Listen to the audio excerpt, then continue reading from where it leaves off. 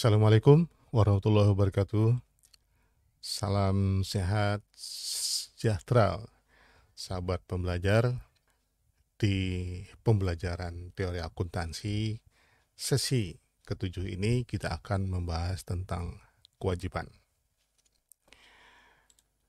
Sebagaimana aset dan pos lainnya, kewajiban adalah merupakan salah satu elemen yang akan membentuk informasi semantik berupa posisi keuangan dan nanti akan dibandingkan dengan berbagai elemen lainnya seperti aset dan ekuitas atau pos-pos lainnya di dalam laporan keuangan. Kewajiban merepresentasikan sebagian dari sumber dana dari aset, badan usaha atau entitas berupa potensi jasa atau manfaat fisik non-fisik yang memampukannya untuk menyediakan barang dan jasa. Kewajiban dapat dipaksakan menurut hukum sebagai konsekuensi dari kontrak atau perjanjian telah dibuat atau mengingat peraturan perundangan lainnya. Kewajiban merupakan tugas atau tanggung jawab untuk bertindak atau melakukan sesuatu pengorbanan ekonomis yang harus dilakukan oleh entitas karena tindakan atau transaksi sebelumnya. Baik, kita akan membahas secara detail terkait dengan kewajiban ini. Bagaimana definisinya, bagaimana pengakuannya, kemudian penilaian, penyajian, dan pengungkapannya menurut teori akuntansi.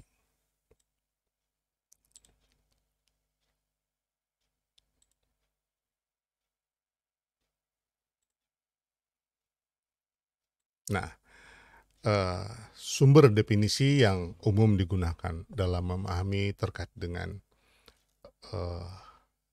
pendefinisian kewajiban itu setidaknya ada 4 sumber, dari FASB, dari IASC, kemudian ASB, dan APB nomor 4. Yang terutama kita gunakan adalah umumnya bersumber dari FASB. Menurut FASB, dalam SMAC nomor 6 paragraf 35 ya, kewajiban adalah pengorbanan manfaat ekonomik masa datang yang cukup pasti atau probable dari keharusan sekarang suatu kesatuan usaha untuk mentransfer aset atau menyediakan atau menyerahkan jasa kepada entitas lainnya di masa datang sebagai akibat dari transaksi atau kejadian masa lalu. Definisi ini paling umum dan dianggap paling representatif untuk menjelaskan terkait dengan kewajiban. Ada beberapa definisi lainnya, misalnya menurut IASC yang disebutnya sebagai liabilitas. Liabilitas adalah kewajiban kini dari perusahaan yang timbul dari peristiwa masa lalu. Penyelesaian yang diharapkan dapat menghasilkan arus keluar dari sumber daya perusahaan dalam mewujudkan manfaat ekonomi. Oke, kita akan lebih fokus menggunakan definisi menurut FASB. Dari definisi tadi, ada 3 ciri atau karakteristik dari kewajiban. Pertama adalah adanya pengorbanan manfaat ekonomi masa datang yang cukup pasti atau probable. Kemudian keharusan sekarang atau present obligation, dan yang ciri berikutnya adalah timbul karena adanya transaksi masa lalu. Nah, pengorbanan manfaat ekonomi untuk disebut sebagai kewajiban, suatu objek harus memuat suatu tugas atau tanggung jawab kepada pihak lain yang mengharuskan kesatuan usaha atau entitas tadi untuk melunasi, menunaikan atau melaksanakan dengan cara mengorbankan manfaat ekonomi yang cukup pasti di masa datang. Pengorbanan manfaat ekonomi diwujudkan dalam bentuk transfer atau penggunaan aset entitas. Transfer manfaat ekonomi kepada pemilik atau pemegang saham tidak termasuk dalam pengertian ini. Karena untuk menjadi kewajiban pengorbanan tersebut harus bersifat memaksa dan bukan atas dasar kebijakan. Sementara terkait dengan saham sifatnya adalah discretionary ya, atau kebijakan. Nah, secara umum kita bisa merincikan ciri yang dimaksud dengan pengorbanan manfaat ekonomi. Adanya tugas atau tanggung jawab pada pihak lain untuk mentransfer sumber ekonomiknya, kemudian cukup pasti, artinya bisa diprediksi ya, bermakna bahwa jumlahnya atau waktunya dapat ditentukan secara layak. Jadi maksud dari istilah probable atau cukup pasti tadi adalah terkait dengan berapa jumlahnya, kemudian kapan diperkirakan dapat dipenuhi. Kemudian bersifat memaksa, jadi bukan sukarela. Kemudian melibatkan kesatuan usaha lain. Ya. Jadi yang dimaksud dengan kewajiban di sini adalah kewajiban karena adanya hubungan transaksi di masa yang lalu, bukan karena hubungan internal. Atau istilah lain kita sering menyebutnya ini adalah kewajiban usaha, ya, bukan kewajiban lain-lain. Untuk dapat disebut sebagai kewajiban, suatu pengorbanan ekonomi masa datang harus timbul akibat keharusan sekarang. Pengertian sekarang dalam hal ini mengacu terkait dengan waktu dan keberadaannya. Ya. Waktu yang dimaksud adalah tanggal pelaporan neraca. Artinya pada tanggal neraca, kalau perlu atau kalau dipaksakan secara yuridis, etis atau rasional, pengorbanan sumber ekonomi harus dipenuhi karena keharusan itu telah ada. Lihat keharusan sekarang meliputi keharusan kontraktual, ya. Keharusan kontraktual, konstruktif, demi keadilan, dan kontingent. Keharusan kontraktual, keharusan yang timbul akibat perjanjian, jadi kontrak antara dua atau lebih badan usaha, dua entitas, atau peraturan hukum yang di dalamnya kewajiban bagi suatu kesatuan usaha atau entitas dinyatakan secara eksplisit atau implisit dan mengikat. Contohnya utang pajak, utang bunga, utang usaha, utang wese atau utang obligasi. Itu yang dimaksud dengan keharusan kontraktual, ya. Kemudian keharusan konstruktif, keharusan yang timbul akibat kebijakan entitas dalam rangka menjalankan dan memajukan usahanya untuk memenuhi apa yang disebut praktik usaha yang baik, ya, atau etika bisnis dan bukan untuk memenuhi kewajiban yuridis. Contohnya, servis gratis sepeda motor yang dijanjikan oleh dealer sepeda motor, pengembalian uang untuk barang yang ternyata cacat atau rusak, dan misalnya seperti tunjangan hari raya yang disebut sebagai keharusan konstruktif. Kemudian keharusan demi keadilan. Ini merupakan keharusan yang ada sekarang yang menimbulkan kewajiban bagi perusahaan semata-mata karena panggilan etis atau moral, karena peraturan hukum atau praktik bisnis yang sehat. Contohnya, kewajiban memberikan donasi untuk badan amal misalnya tiap akhir tahun, dan kewajiban memberi hadiah kepada penduduk yang tinggal di sekitar pabrik karena ketidaknyamanan yang ditimbulkannya, terkait dengan CSR dan lain-lain misalnya. Kemudian keharusan yang bergantung atau bersyarat, kontingent, ya. Ini keharusan yang pemenuhannya tidak pasti karena bergantung pada kejadian masa datang atau terpenuhinya kontingen atau syarat-syarat tertentu di masa datang. FASB menyebutkan beberapa karakteristik pendukung selain karakteristik yang kita sebutkan sebelumnya tadi itu. Pertama adanya keharusan membayar kas, ya. Keharusan membayar kas, kemudian identitas terbayar itu jelas, kemudian berkekuatan hukum atau dapat dipaksakan secara hukum. Keharusan membayar kas. Pelunasan kewajiban pada umumnya dilakukan dengan pembayaran kas. Keharusan membayar kas pada waktu dan jumlah rupiah tertentu di masa datang merupakan petunjuk yang kuat atau jelas mengenai adanya kewajiban. Akan tetapi, untuk menjadi kewajiban, penyerahan aset atau kas bukan satu-satunya syarat atau kriteria, tetapi meliputi pula penyerahan jasa. Jadi bisa saja non-kas atau non-moneter ya. Esensi kewajiban lebih terletak pada pengorbanan manfaat ekonomik masa datang daripada terjadinya pengeluaran kas. Yang dimaksud dengan identitas terbayar jelas.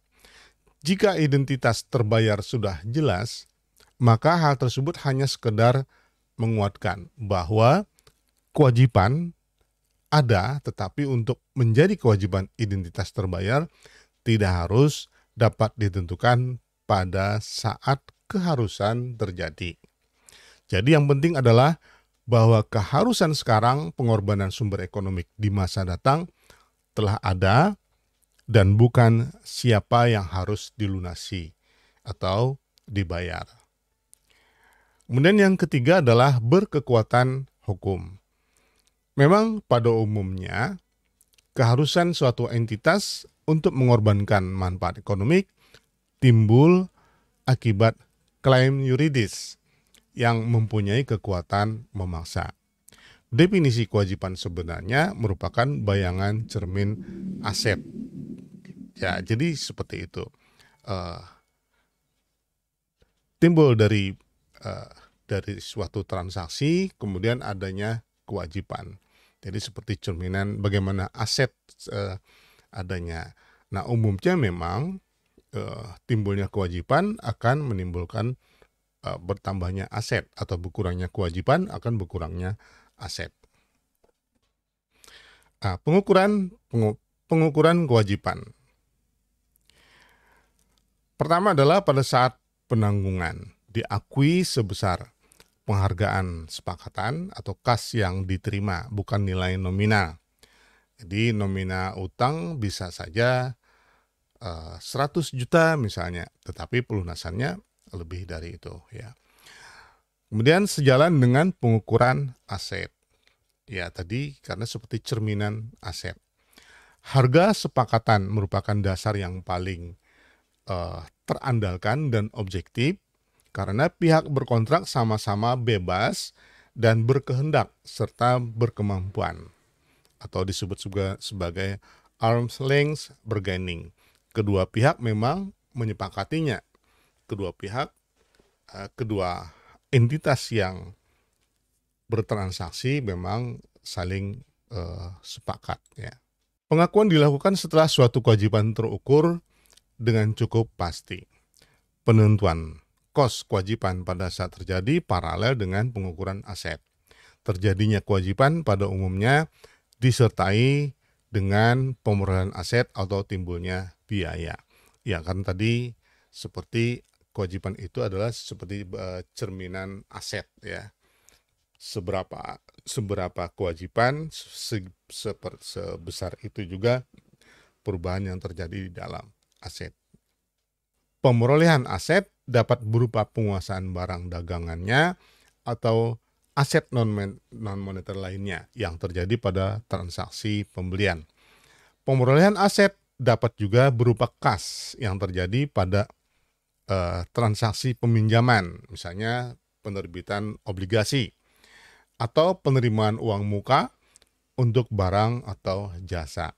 Oleh karena itu, pengukur yang paling objektif untuk menentukan kos kewajiban atau pemulihan kewajiban pada saat terjadinya adalah penghargaan sepakatan atau disebut tadi sebagai mutual consideration dalam transaksi-transaksi tersebut dan bukan jumlah rupiah pengorbanan ekonomi masa datang.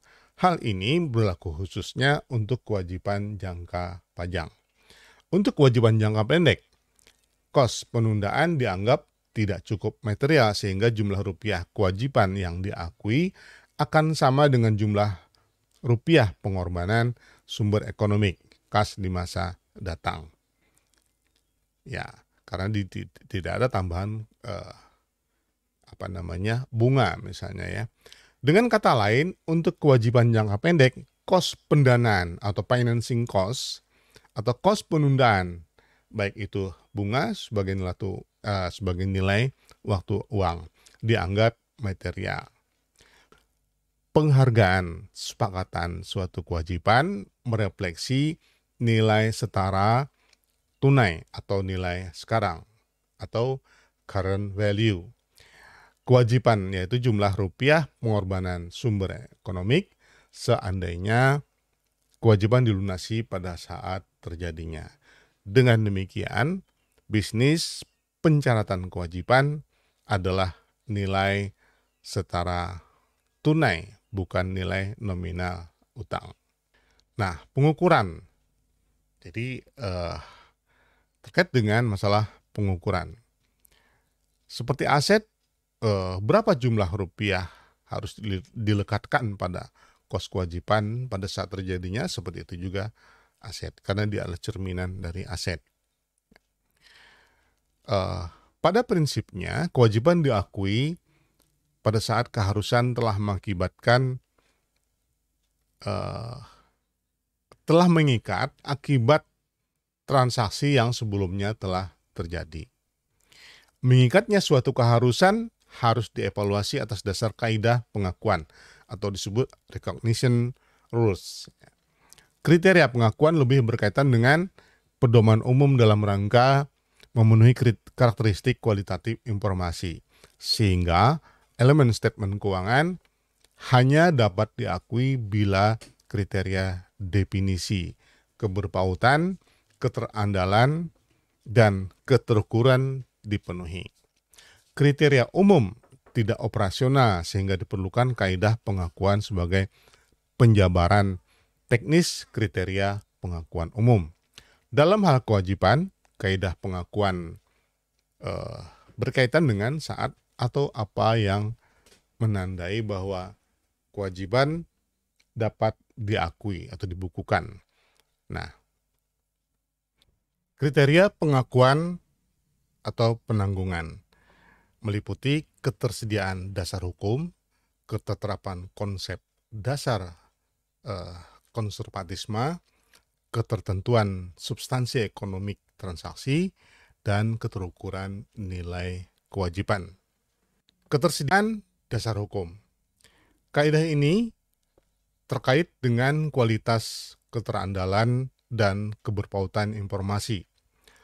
Faktur pembelian atau invoice dan tanda penerimaan barang atau receiving report merupakan dasar hukum yang cukup meyakinkan untuk mengakui kewajiban. Telah disebutkan bahwa ketersediaan dasar hukum yang menimbulkan daya paksa hanya merupakan karakteristik pendukung definisi kewajiban. Nah, jadi dasar hukum dari kontrak dan sebagainya itu adalah karakteristik pendukung. Yang utamanya adalah adanya transaksi yang mengakibatkan timbulnya kewajiban, yaitu dengan dibuktikan adanya faktur, adanya penerimaan, bukti penerimaan barang dan sebagainya. Jadi kaidah ini tidak mutlak sehingga kewajiban juga dapat diakui bila terdapat bukti substantif adanya keharusan konstruktif atau demi keadilan. Yang kedua adalah keterterapan konsep dasar.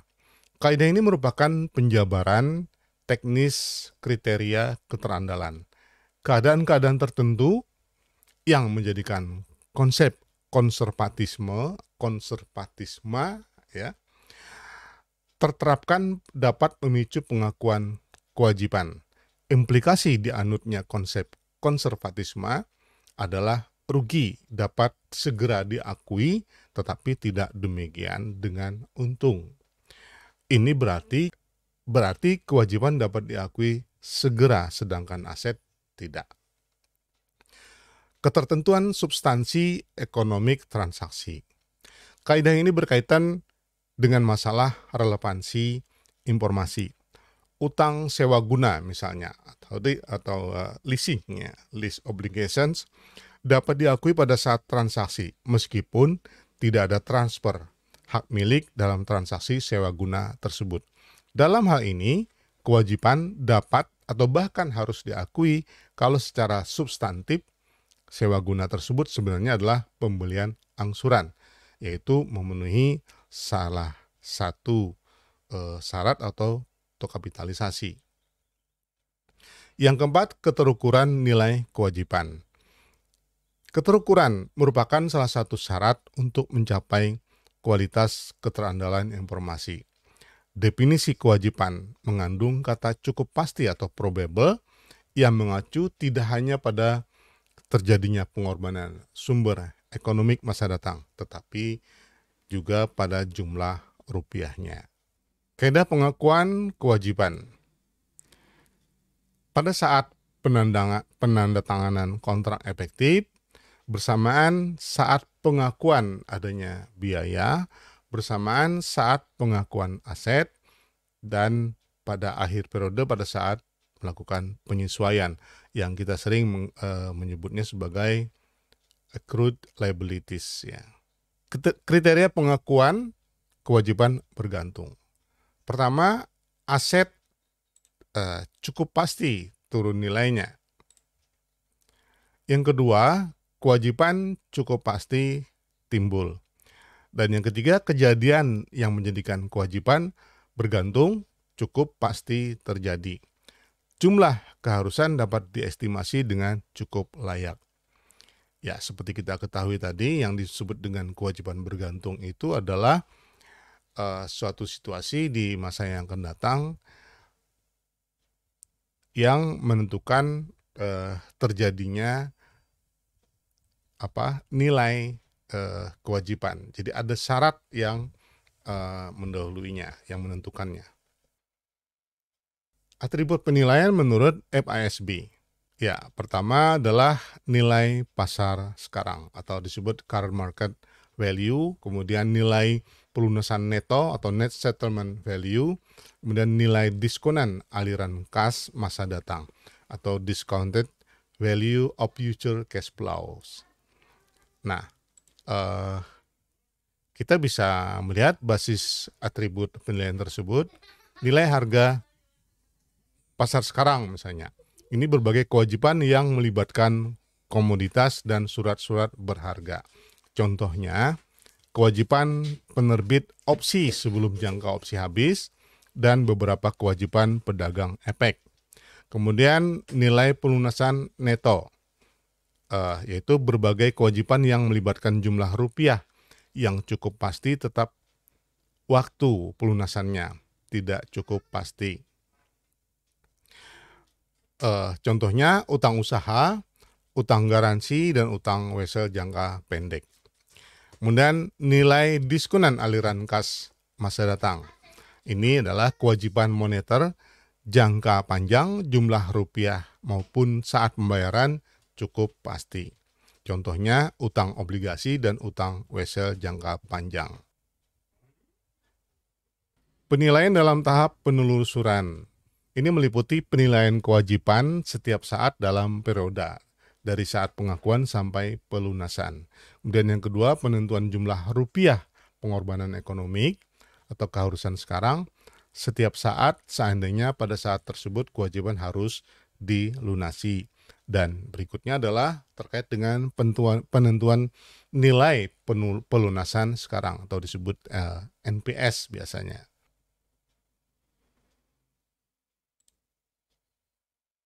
Penyajian pengungkapan.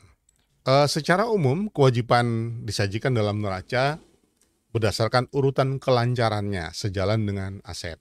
PSAK nomor 1 menggarisbawahi bahwa aset lancar disajikan menurut urutan likuiditas, sedangkan kewajiban disajikan menurut urutan jatuh tempo. Ini berarti kewajiban jangka pendek disajikan lebih dahulu daripada kewajiban jangka panjang. Hal ini dimaksudkan untuk memudahkan pembaca laporan keuangan untuk mengevaluasi likuiditas perusahaan. PSAK nomor 1 menentukan bahwa semua kewajiban yang tidak memenuhi kriteria sebagai kewajiban jangka pendek diklasifikasikan sebagai kewajiban jangka panjang. Kriteria tersebut meliputi pertama adalah diperkirakan akan diselesaikan dalam jangka waktu siklus normal operasi perusahaan atau jatuh tempo dalam jangka waktu 12 bulan dari tanggal neraca. Nah, saya kira sampai di situ yang saya sampaikan terkait dengan kewajiban. Sebagai bahan tambahan, saya share juga bahan lebih rinci yang bersumber dari buku Suarjono dan sumber lainnya. Oke, sampai di sini pertemuan kali ini di sesi 7. Jumpa lagi di sesi berikutnya. Semangat belajar, learning, doing, and praying. Assalamualaikum warahmatullahi wabarakatuh.